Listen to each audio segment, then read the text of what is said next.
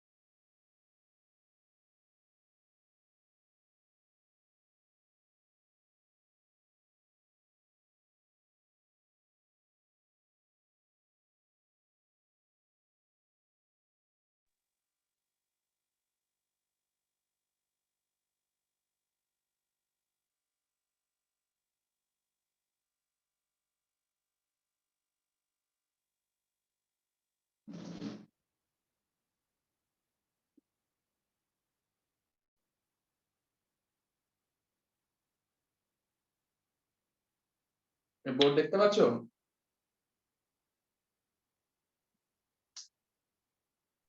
হ্যাঁ স্যার।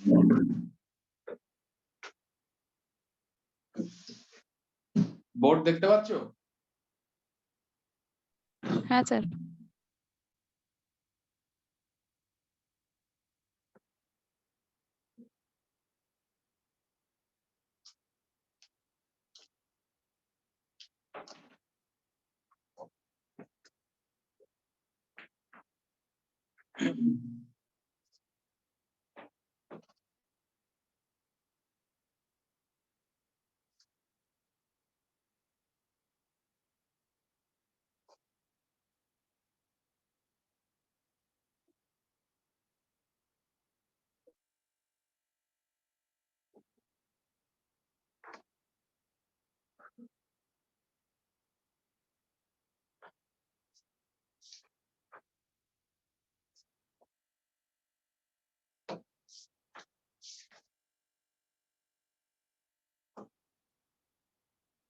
আচ্ছা, তোমাদের হিটের পোরশনে ফার্স্ট যে চ্যাপ্টারটা আছে সেটার নাম হচ্ছে থার্মোমেট্রি। ঠিক আছে, সেই থার্মোমেট্রি চ্যাপ্টারের মধ্যে আমরা ফার্স্ট যে মানে ওই চ্যাপ্টারের মধ্যে বেসিক্যালি যেটার কনসেপ্ট নিয়ে আলোচনা হয় ম্যাক্সিমাম, সেটা হচ্ছে টেম্পারেচার। আমরা টেম্পারেচারের কনসেপ্টটা পাই। আচ্ছা, বলতে পারবে টেম্পারেচারের কনসেপ্টটা অ্যাকচুয়ালি মানে থার্মোডাইনামিক্স এর তো লজ আছে, জিরোথ লজ আছে, ফার্স্ট ল আছে, সেকেন্ড ল আছে, থার্ড ল আছে। বলতে পারবে থার্মোডাইনামিক্স এর কোন ল থেকে আমরা টেম্পারেচারের কনসেপ্টটাকে পাই? থার্মোডাইনামিক্স এর কোন ল থেকে আমরা টেম্পারেচারের কনসেপ্টটাকে পাই?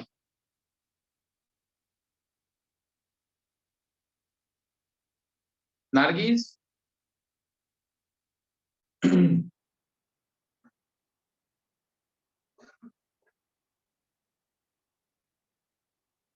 আরে জানো, হ্যাঁ কিনা না তো বলো, কিছু পারলে বলো, না পারলে না বলো, চুপ করে থাকো কেন?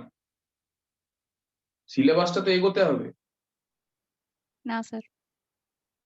আমরা জিরোথ ল অফ থার্মোডাইনামিক্স থেকে টেম্পারেচারের কনসেপ্ট পাই, মানে থার্মোডাইনামিক্স এর তাপগতিবিদ্যার শূন্য সূত্র, মানে যেটা জিরোথ ল অফ থার্মোডাইনামিক্স, সেখান থেকে আমরা টেম্পারেচারের কনসেপ্টটা পাই। সেখানে টেম্পারেচারের কনসেপ্ট বলতে গিয়ে একটা ওয়ার্ড পাওয়া যায়, সেটা হচ্ছে থার্মালি ইকুইলিব্রিয়াম। থার্মালি ইকুইলিব্রিয়াম ব্যাপারটা কি? ধরো তিনটে বডি আছে, এ বি এন্ড সি। এটা ধরো এ, এটা বি, এটা সি।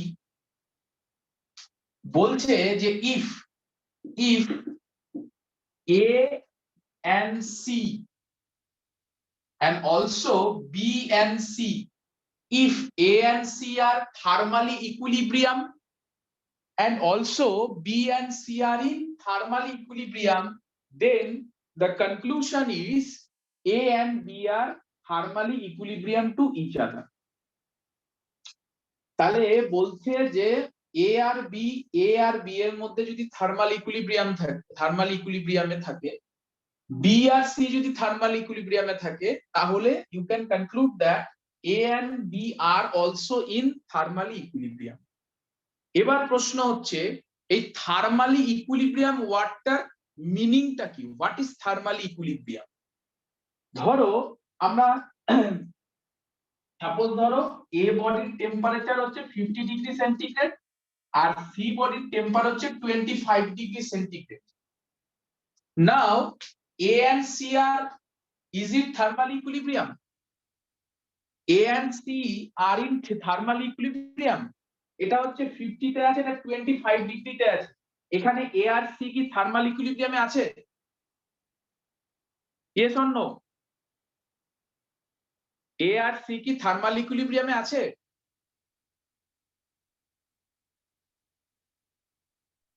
এই নার্গিস না। আচ্ছা তো সেটা তাড়াতাড়ি অ্যানসার দাও, এতক্ষণ লাগাচ্ছ। A আর C থার্মাল ইকুইলিব্রিয়ামে নেই, because why? Because the temperature of the two bodies are different, one is 50 degree centigrade, one is 25 degree centigrade. তাহলে যদি টেম্পারেচারের ডিফারেন্স থাকে সেখানে কি হবে? সেখানে হিটের ট্রান্সফার হবে, তাই তো? ঠিক বললাম তো? যদি টেম্পারেচার ডিফারেন্স থাকে তাহলে হিটের ট্রান্সফার হবে। এবার প্রশ্ন হচ্ছে হিটটা কোথা থেকে কোথায় যাবে? A থেকে C তে না C থেকে A তে? A থেকে C তে না C থেকে A তে? কোথায় যাবে হিটটা? A থেকে C তে। A থেকে C তে। why? because A is in higher temperature than C.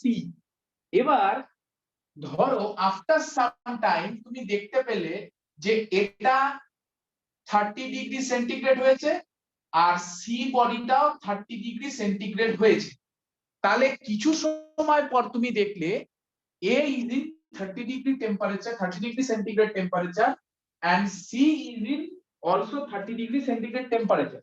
Now you can say that A and C are in thermally equilibrium, isn't it? ঠিক তো? হ্যাঁ স্যার। হ্যাঁ, তাহলে আমরা থার্মালি ইকুইলিব্রিয়াম কখন বলতে পারি? যখন দুটো বডির টেম্পারেচার সেম থাকে। তাহলে এই যে থার্মাল ইকুইলিব্রিয়াম কনসেপ্টটা বোঝাতে গিয়ে আমাদের একটা কনসেপ্ট উঠে এলো, that is nothing but temperature. তাহলে এই জিরোথ ল থার্মোডাইনামিক্স থেকে আমরা যেটার কনসেপ্ট পাই সেটা হচ্ছে টেম্পারেচার। এবার প্রশ্ন হলো যে টেম্পারেচারকে মেজার করার জন্য কতগুলো মেজারিং স্কেল আছে। কি মেজারিং স্কেল? একটা হচ্ছে ডিগ্রি সেন্টিগ্রেড স্কেল, একটা হচ্ছে কেলভিন স্কেল, একটা ডিগ্রি সেন্টিগ্রেড স্কেল, একটা কেলভিন স্কেল, আর একটা কি আছে? Fahrenheit scale. আরেকটা স্কেল আছে তোমরা হয়তো জানতেও পারো নাও জানতে পারো, সেটা হচ্ছে রিউমোর স্কেল। Rumour scale. তাহলে temperature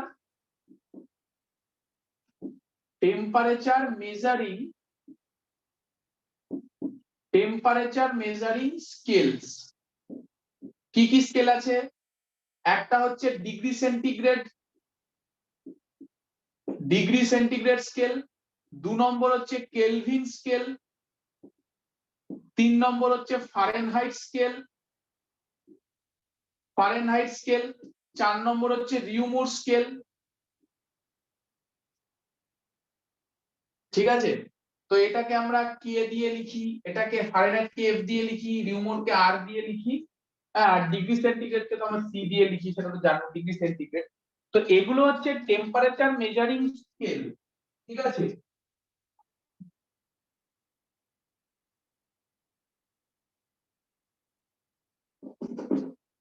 R E A U M U আর।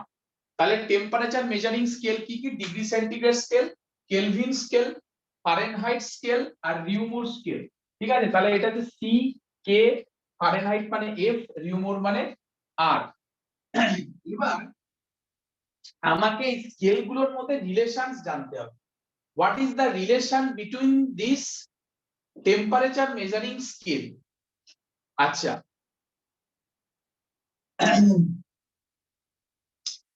আচ্ছা তোমরা ছোটবেলায় পড়েছিলে না ঊর্ধ্ব স্থিরাঙ্ক, নিম্ন স্থিরাঙ্ক, upper fixed point, lower fixed point, এগুলো পড়েছো না?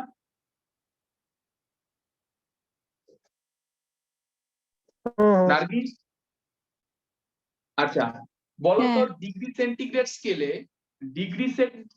সেন্টিগ্রেড স্কেলের আপার ফিক্সড পয়েন্ট কত আর লোয়ার ফিক্সড পয়েন্ট কত? আপার ফিক্সড পয়েন্ট মানে হচ্ছে ঊর্ধ্ব স্থিরাঙ্ক, আর লোয়ার ফিক্সড পয়েন্ট মানে হচ্ছে নিম্ন স্থিরাঙ্ক। ডিগ্রি সেন্টিগ্রেডের আপার স্কেলে ফিক্সড পয়েন্ট কত? হ্যাঁ হ্যাঁ। আপার হচ্ছে 100, আর লোয়ার 0। 0। Very good. আর ফারেনহাইটের কত বলো তো? ডিগ্রি সেন্টিগ্রেডের হচ্ছে হাইয়ার 100, লোয়ার 0। তাহলে ফারেনহাইট স্কেলে কত বলো তো? হাইয়ার আর লোয়ার কত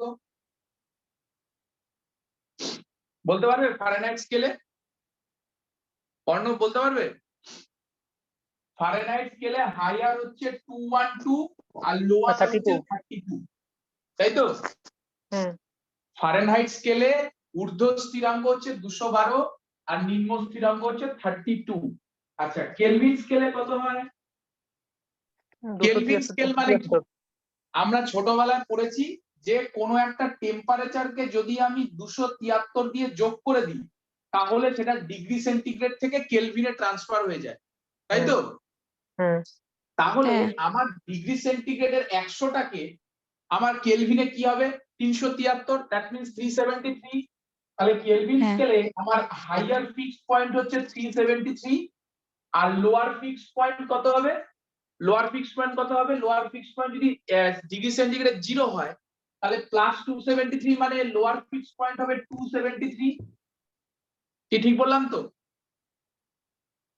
হ্যাঁ। আচ্ছা এবার প্রশ্ন হলো যে স্যার রিউমোর স্কেলের কত? এইটা হয়তো তোমাদের কাছে একটুখানি অজানা হতে পারে। রিউমোর স্কেলের ঊর্ধ্ব স্থিরাঙ্ক হয় হচ্ছে 80 আর লোয়ার ফিক্সড পয়েন্ট হচ্ছে 0। এটা জেনে রাখো, ঠিক আছে? তাহলে এই চারটে টেম্পারেচার মেজারিং স্কেলের ফার্স্ট গুলো হচ্ছে ঊর্ধ্ব স্থিরাঙ্ক, সেকেন্ড গুলো হচ্ছে নিম্ন স্থিরাঙ্ক। ডিগ্রি সেন্টিগ্রেড স্কেলের হায়ার ফিক্সড পয়েন্ট হয় 100, লোয়ার ফিক্সড পয়েন্ট হয় 0। কেলভিন স্কেলে হায়ার ফিক্সড পয়েন্ট হয় 373, লোয়ার ফিক্সড পয়েন্ট হয় 273। ফারেনহাইট স্কেলের হাইয়ার ফিক্সড পয়েন্ট হয় 212, লোয়ার ফিক্সড পয়েন্ট হয় 32। রিউমোর স্কেলের হাইয়ার ফিক্সড পয়েন্ট হয় 80, লোয়ার ফিক্সড পয়েন্ট হয় 0। তাহলে এগুলো বোঝা গেছে? ঝটপট এটা লিখে ফেলো, ঝটপট এটা লিখে ফেলো, তারপর আমরা রিলেশনে যাব। এই টেম্পারেচার মেজারিং স্কেল গুলোর মধ্যে রিলেশন কি আছে?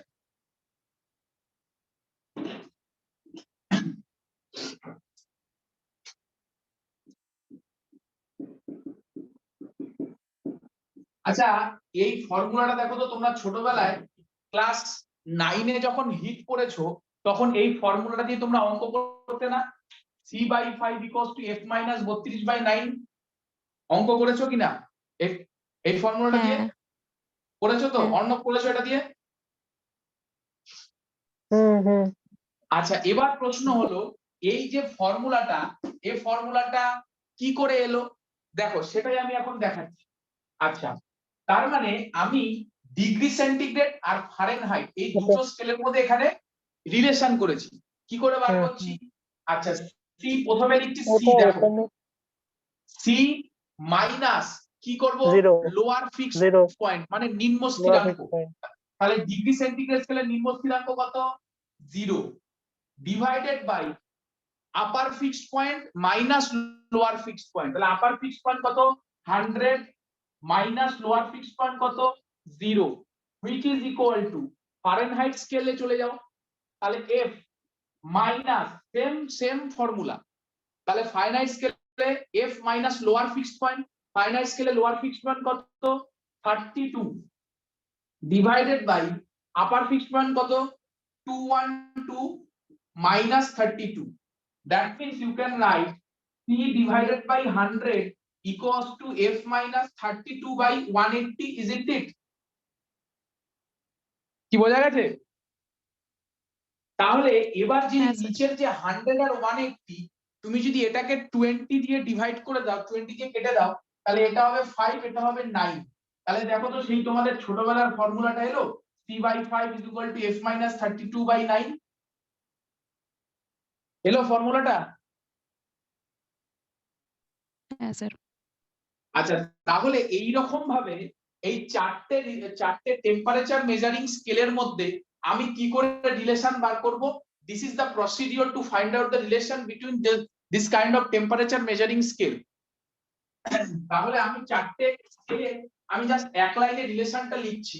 প্রথমে ডিগ্রি সেন্টিগ্রেড লিখছি C-0 ডিভাইডেড বাই 100 -0, মানে C minus lower fixed point divided by upper fixed point minus lower fixed point equals to, তারপর লিখছি Fahrenheit F minus lower fixed point 32 divided by upper fixed point 212 minus lower fixed point equal to, তারপরে লিখছি remove স্কেলের R minus 0 lower fixed point divided by upper fixed point minus lower fixed point equals to Kelvin scale K minus lower fixed point হচ্ছে 273 divided by upper fixed point minus lower fixed point। তাহলে এই রিলেশনটাকে আমাকে মাথায় রাখতে হবে, তাহলে যে কোনো নিউমেরিক্যালস দিলে আমি এই ফর্মুলাটা দিয়ে আমি করে দিতে পারবো। এই থার্মোমেট্রি চ্যাপ্টারে this is the one of the important formula by which you can solve any kind of numericals on the basis of temperature.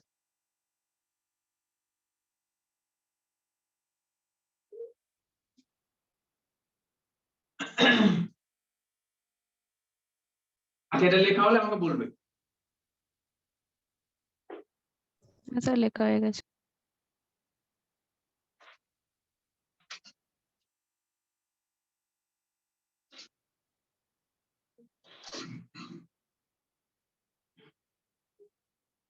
Arnab লিখেছো? হয়ে গেছে। আচ্ছা, এবারে এইটাকে আমি একটা ফর্মুলার ফর্মে যদি আমি লিখি,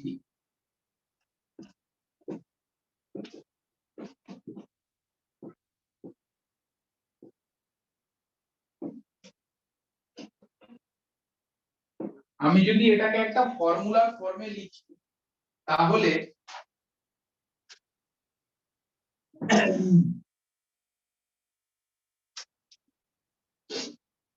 if any temperature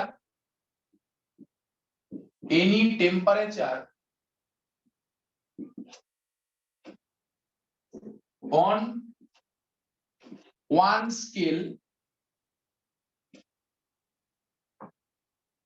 b small p and that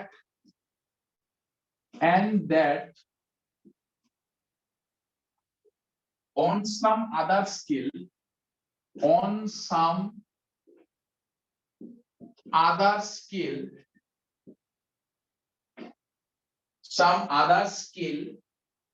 BQ, then you can write as a formula P minus lower fixed point in the first scale, lower fixed point in the first scale, divided by upper fixed point in that scale minus lower fixed point in that scale, upper fixed point minus lower fixed point equal to small q minus lower fixed point in the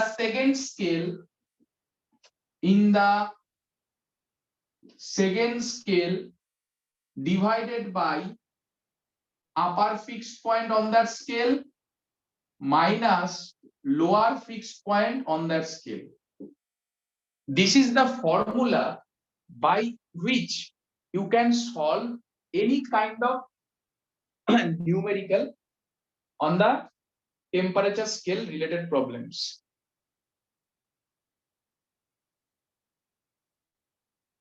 If any temperature on one scale be P and that on some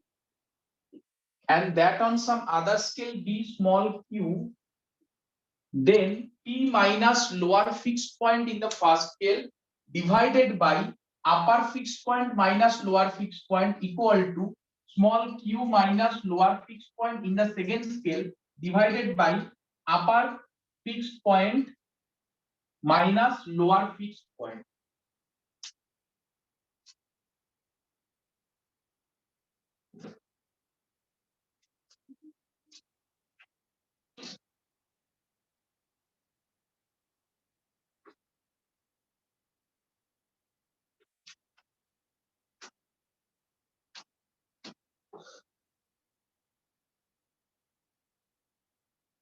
হয়েছে?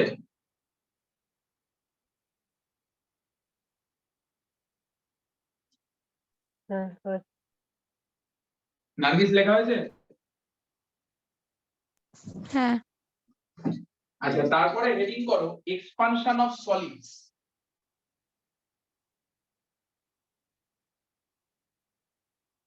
Expansion of solids.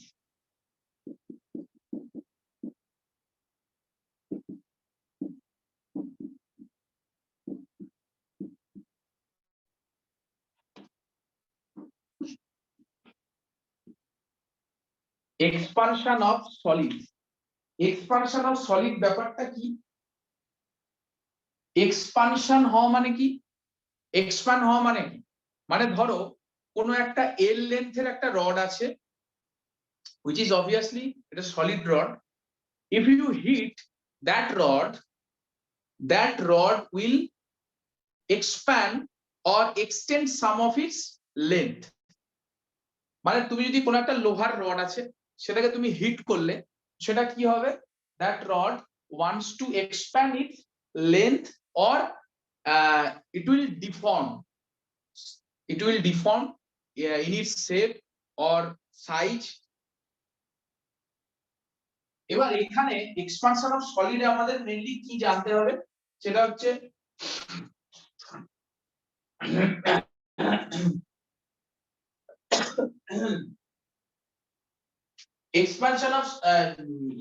Expansion of সলিডের মধ্যে আমার কি কি expansion হয়? এক হচ্ছে এটা linear expansion হতে পারে, মানে towards length, linear expansion.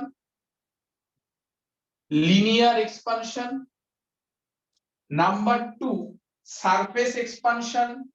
Linear expansion mean কিসের চেঞ্জ হয়? লেন্থের। Number 2 surface expansion. Surface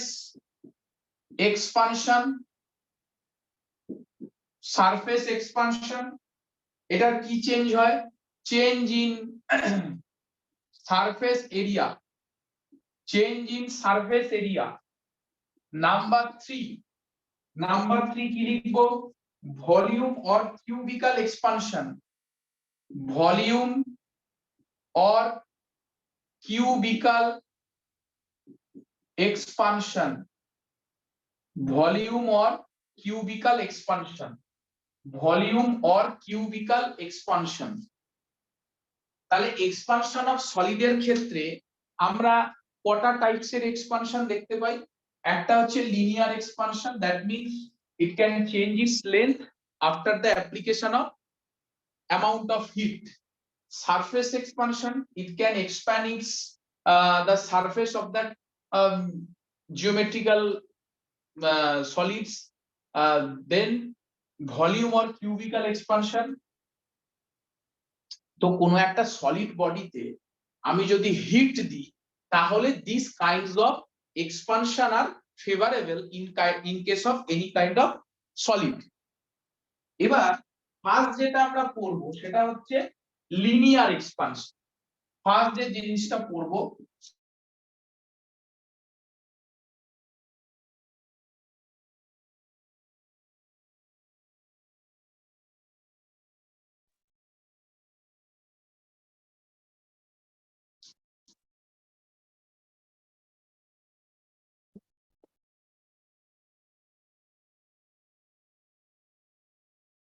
linear expansion. ঠিক আছে, শোনা যাচ্ছে তো?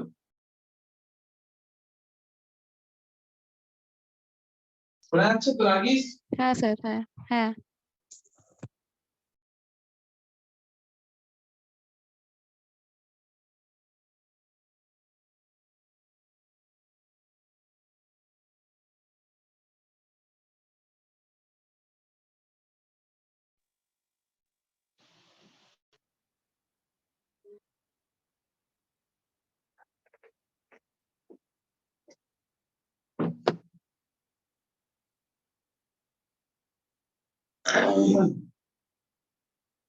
আচ্ছা, এবারে লিনিয়ার এক্সপানশন হেডিং করেছো তো? হেডিং করেছো হ্যাঁ স্যার, লিনিয়ার এক্সপানশন? হ্যাঁ। আচ্ছা, এবার লেখো, যেটা বলছি লেখো, experimentally experimentally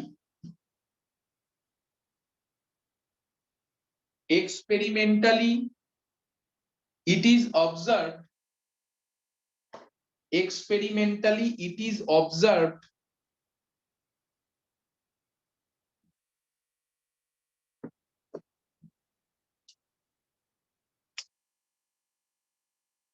experimentally it is observed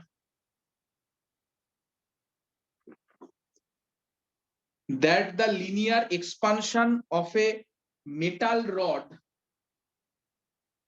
experimentally it is observed that the linear expansion of metal rod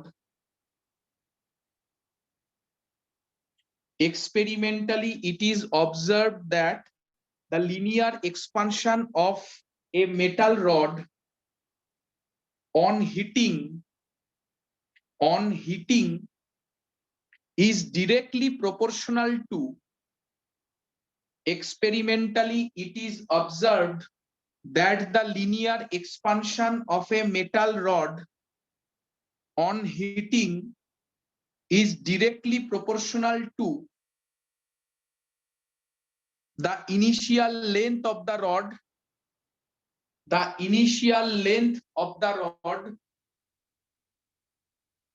and the rise in temperature of the rod and the rise in temperature of the rod and the rise in temperature of the rod and the rise in temperature of the rod.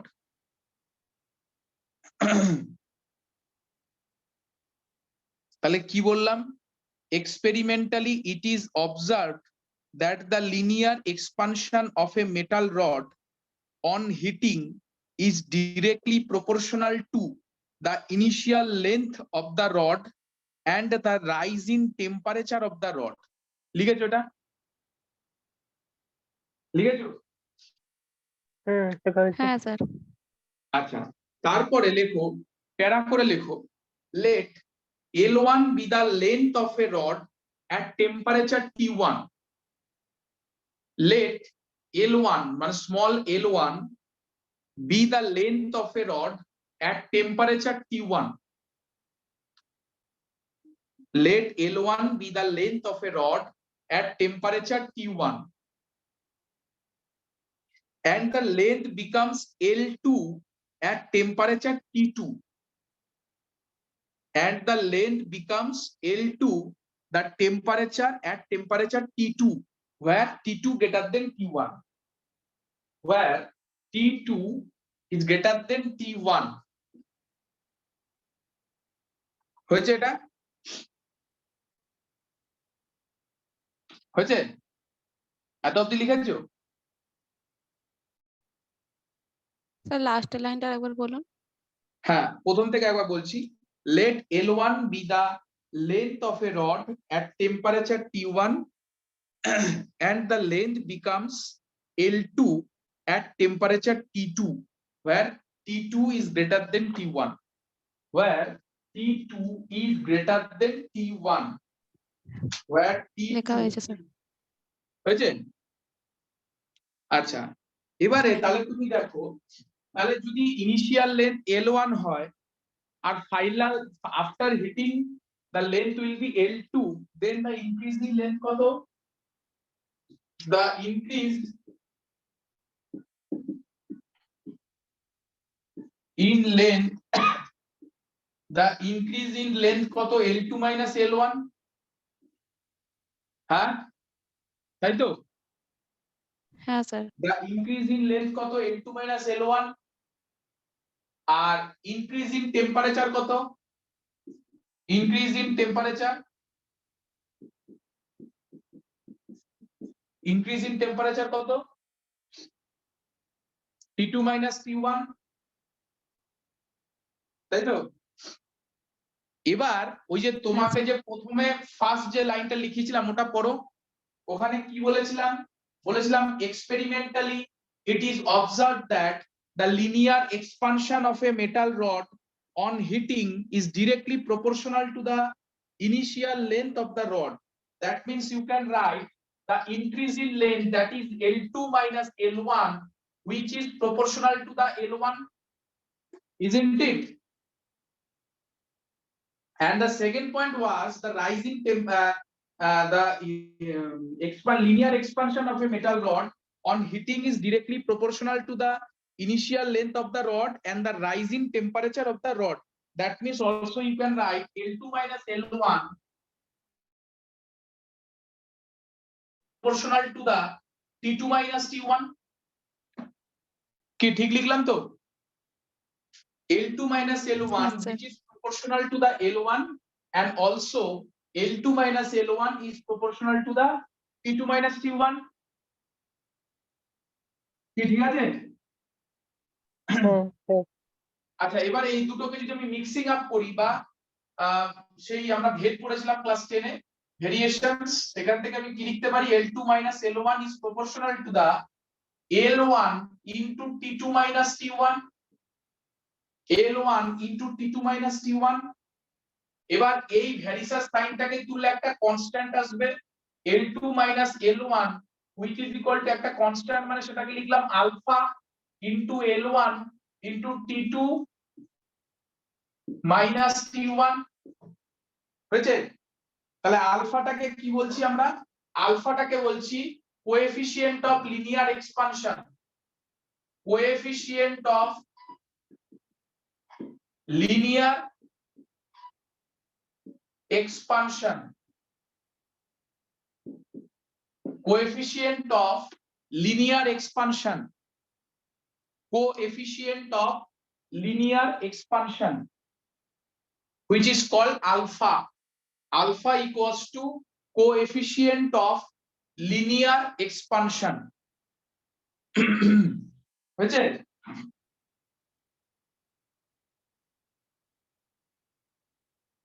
হ্যাঁ sir. আচ্ছা তাহলে what is alpha? Alpha is nothing but that is L2 minus L1 divided by L1 into T2 minus T1, which is equal to alpha. If you see clearly that above portion is L2 minus L1, that means the length is above the formula, and the lower portion is length L1 into T2 minus T1. That means if you put the value of length in the above of the formula, then above portion is meter or centimeter, lower portion is another portion, one is length. That means this is the cutout portion and above and downward section of that formula. তার মানে only the value of alpha, it is depends only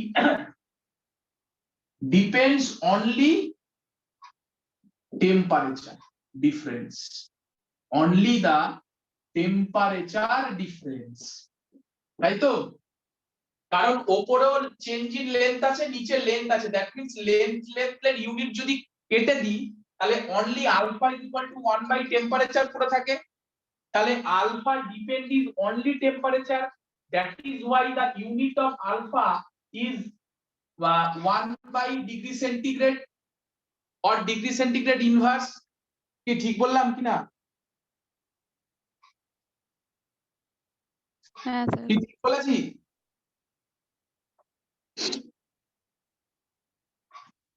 কি বুঝলে না কি বললাম?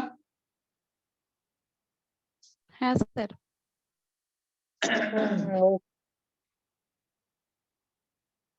আচ্ছা আরেকটা জিনিস বলি, এই যে আলফা ধরো ডিগ্রি সেন্টিগ্রেড আর ফারেনহাইটের মধ্যে কনভার্ট করতে দিল, সেই যে রিলেশনটা সেটা হচ্ছে alpha of F is equal to 5/9 into alpha of C. তাহলে আলফার ভ্যালুকে মানে কোএফিসিয়েন্ট অফ লিনিয়ার এক্সপানশন, এই ভ্যালুটাকে যদি আমি ডিগ্রি সেন্টিগ্রেড থেকে ফারেনহাইটে কনভার্ট করতে চাই, তাহলে 5/9 দিয়ে মাল্টিপ্লাই করলে কিন্তু ট্রান্সফার হয়ে যাবে। Alpha of f which is equal to 5/9 into alpha c. That means this is the value of alpha in Fahrenheit scale and this is the value of alpha in degree centigrade scale. তাই তো? হ্যাঁ sir.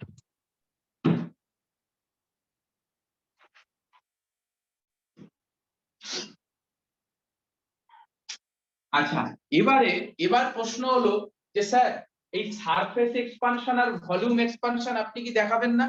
এগুলোর যে formula গুলো আছে প্রত্যেকটা ফর্মুলাই linear এক্সপানশনের মতো, শুধু এই লেন্থের জায়গায় এরিয়ার চেঞ্জ হবে, আর যখন ভলিউম এক্সপানশন বলবো তখন এখানে চেঞ্জ ইন ভলিউম হবে, সেম জিনিস। আর এখানে আলফা যেমন বলছি কোএফিসিয়েন্ট অফ লিনিয়ার এক্সপানশন, তেমন সারফেসের ক্ষেত্রে বলা হয় বিটা কোএফিসিয়েন্ট অফ তোমার সারফেস এক্সপানশন, আর ভলিউম এক্সপানশনের ক্ষেত্রে সেটাকে বলা হয় gamma coefficient of volume expansion.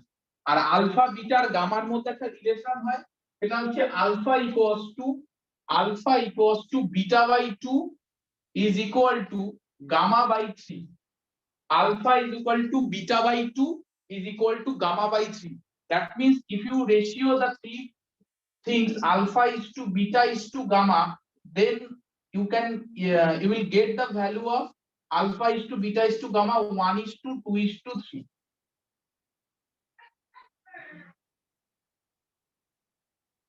Alpha equals to beta by 2 equals to gamma by 3. Alpha equals to beta by 2 which is equal to gamma by 3. That means if you ratio alpha is to beta is to gamma, then you will get the value of 1 is to 2 is to 3.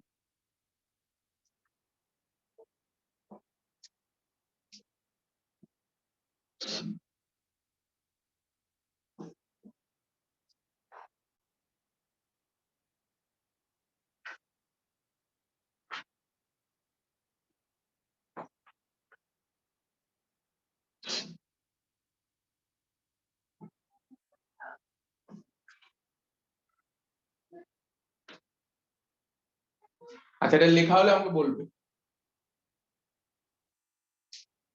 বাকি সবকিছু surface আর ভলিউমের গুলো লিনিয়ারের সাথে সমান। এখানে beta F is equal to 5/9 beta C হবে, সব same. গামার ক্ষেত্রেও সেম হবে। স্যার লেখা হয়ে গেছে। অন্য হয়েছে? হয়ে গেছে। নেক্সট হেডিং করো থার্মাল স্ট্রেস।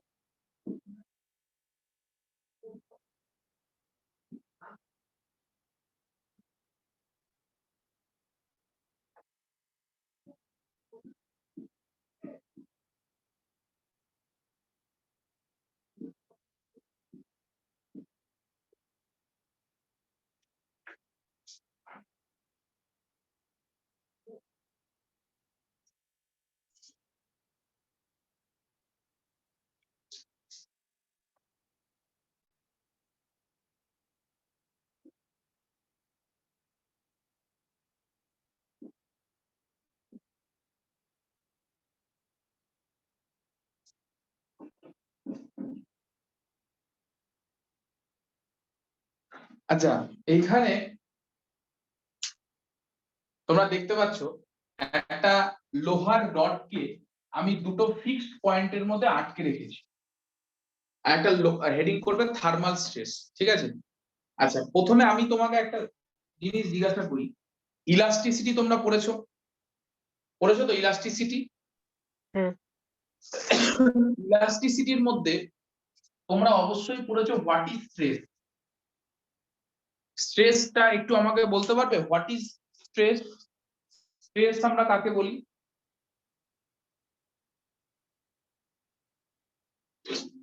বলো, স্ট্রেস স্ট্রেস কাকে বলি?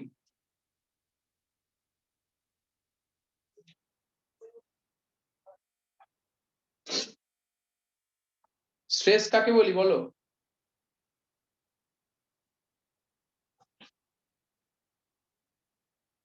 চুপ কেন? প্রেসার কাকে বলি? What is pressure?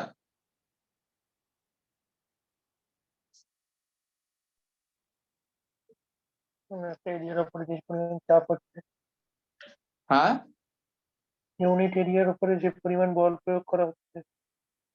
ইউনিট এরিয়ার উপরে যে পরিমাণ বল প্রয়োগ করা হচ্ছে, বলটা কিরকম হবে সেটা সেটা কোনো ডিরেকশন আছে? আমি যদি বলটাকে এরকম ভাবে এরকম ভাবে বল প্রয়োগ করি, মানে আমি এরকম এরকম ভাবে দিচ্ছি, কোন সময় এরকম ভাবে দিচ্ছি, তা সবই কি প্রেসার হচ্ছে? না, সবটা প্রেশার হবে না, হুম। সবটা প্রেশার হবে না। তাহলে তাহলে বলো, তুমি বলছো যে ইউনিট এরিয়ার উপরে যে বল প্রয়োগ করি তাকে প্রেসার বল। তাহলে প্রেসারটা কি? প্রেসারটা হচ্ছে normal force per unit area. মানে ইউনিট এরিয়ার উপরে আমি পারপেন্ডিকুলারলি যে ফোর্সটা অ্যাপ্লাই করি, which is nothing but pressure. Pressure is normal force per unit area, তাই তো? Pressure is normal normal force per unit area.